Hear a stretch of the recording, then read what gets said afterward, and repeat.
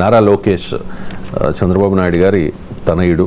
అంటే ఆ పార్టీలో చాలామంది ముఖ్య నాయకులందరినీ కాదని చెప్పి లోకేష్కి ఆ ప్రియారిటీ ఆ క్యాడర్ ఇచ్చింది. చంద్రబాబు నాయుడు గారు కూడా ఇచ్చారు. యువగళం పాదయాత్రలో ఆయన చాలా ఒక సెన్సేషన్ అయ్యారు. కానీ ఈ మధ్యకాలంలో లోకేష్ మంగళగిరికి మాత్రమే పరిమితమయ్యారు. అక్కడ మాత్రమే ప్రచారం చేసుకుంటూ ఉన్నారు.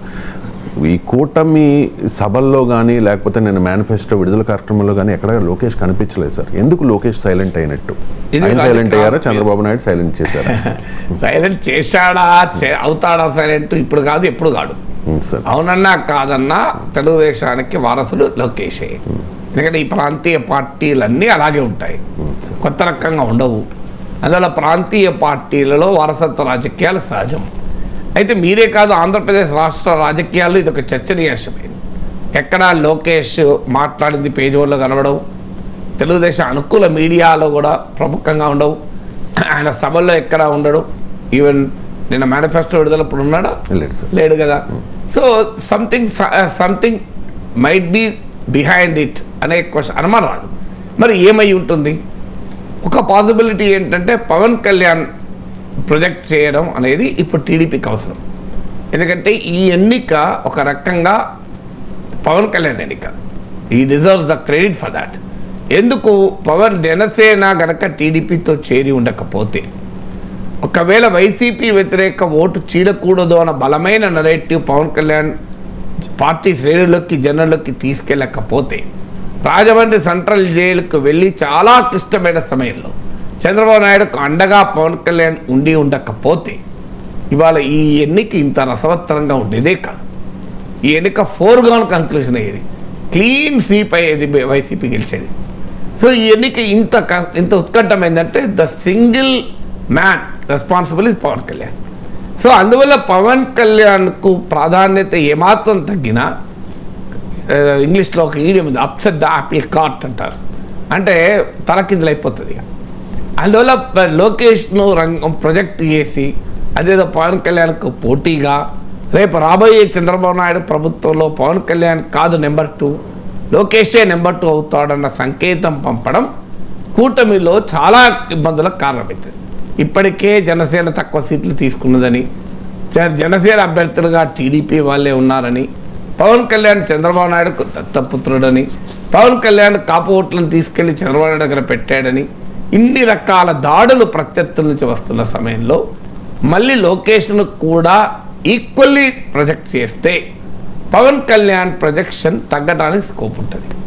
అది మొదటి కారణం అయ్యి ఉండవచ్చు. ఇట్స్ ఓన్లీ అన్ ఎక్స్ట్రాపులేషన్ అంటారు ఇంగ్లీష్లో. సో రియల్ రీజన్ ఎవరికి తెలియదు.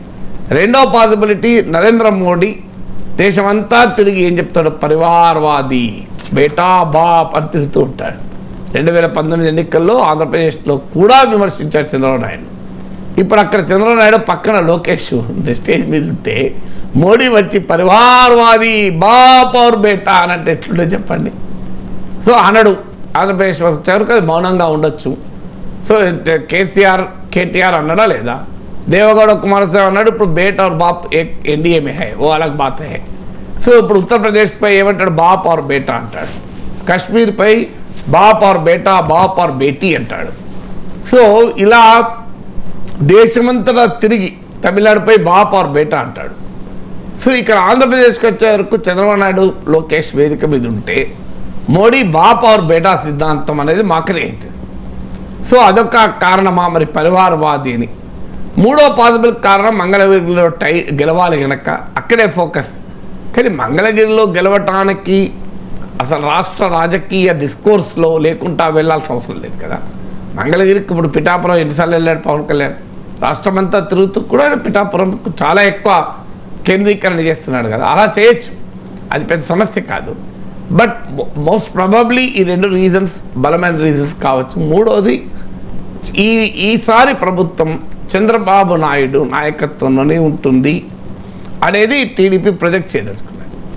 ఒక్కసారి ఇండికేషన్, ఈసారి ప్రజల తీర్పు కనుక కూటమికి ఉంటే మధ్యలో లోకేష్ ముఖ్యమంత్రి కావచ్చు అని ఒక్క మెసేజ్ కనుక వెళ్ళింది అనుకోండి, నష్టం జరిగే ప్రమాదం ఉంటుంది. ఎందుకంటే ఇంకా ప్రజలు లోకేష్ నాయకత్వాన్ని సమర్థించే పొజిషన్లో ఆంధ్రప్రదేశ్ ప్రజలు లేరు. చంద్రబాబు నాయుడు అనుభవము, ఆయన అడ్మినిస్ట్రేటివ్ ఎక్స్పీరియన్సు, ఆయనకున్న డెవలప్మెంట్ విజను వీటిని బ్రాండ్గా చేసుకొని ఈ కూటమి వెళ్తోంది.